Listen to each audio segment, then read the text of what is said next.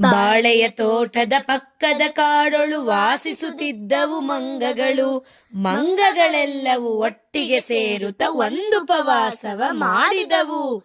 ಏನೂ ತಿನ್ನದೆ ಮಟ ಮಟ ನೋಡುತ್ತ ಇದ್ದವು ಮರದಲ್ಲಿ ಕುಳಿತಲ್ಲೇ.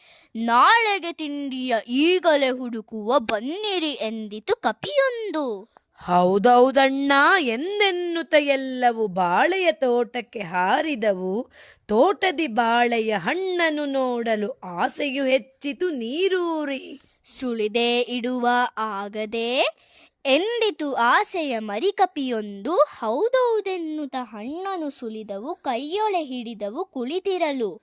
ಕೈಯಲ್ಲೇತಕ್ಕೆ ಬಾಯೊಳಗಿಟ್ಟರೆ ಆಗದೆ ಎಂದಿತು ಇನ್ನೊಂದು.